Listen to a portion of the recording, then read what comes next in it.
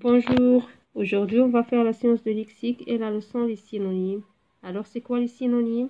Lorsqu'on peut remplacer un mot par un autre mot sans changer le sens de la phrase, on dit que ces deux mots sont des synonymes. Alors pourquoi on remplace un mot par l'autre? Premièrement, pour éviter les répétitions. Je vais vous proposer 3 exemples avec le verbe faire qu'on l'utilise très souvent. Faire la vaisselle, faire une liste, faire un bouquet.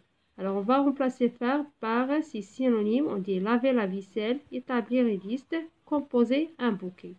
Alors, tous ces synonymes, ce sont des verbes.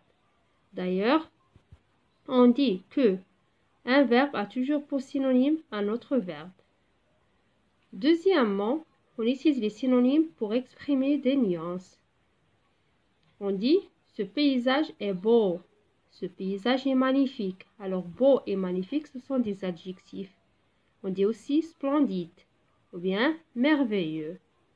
Beau, magnifique, splendide, merveilleux veut dire la même chose, mais ils sont de plus en plus forts. Et tous, ce sont des adjectifs. Alors, on dit que un adjectif a toujours pour synonyme un autre adjectif. Aussi, on utilise les synonymes pour adapter son langage. Par exemple, on dit à l'oral, nous avons eu de la flotte pendant les vacances. Alors, la flotte, c'est un nom familial. On l'utilise seulement à l'oral. D'autres exemples, nous avons eu de la pluie pendant les vacances. Alors, la pluie, on l'utilise à l'écrit. Alors, et ce sont des noms. Un nom a toujours pour synonyme un autre nom. Où on trouve les synonymes? Dans les dictionnaires. Ça veut dire, dans les articles de dictionnaire, on trouve l'abréviation SYN ou bien une flèche qui indique le synonyme.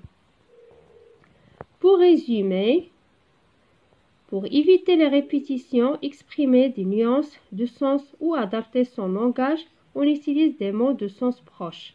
Ça s'appelle les synonymes. Des synonymes ont toujours la même nature grammaticale. Un verbe a pour synonyme un autre verbe, un nom a pour synonyme un autre nom, un adjectif a pour synonyme un autre adjectif. J'espère, mes élèves, que vous avez bien compris la leçon. Si vous avez des questions, contactez-moi et n'oubliez pas de recopier, je retiens. Au revoir.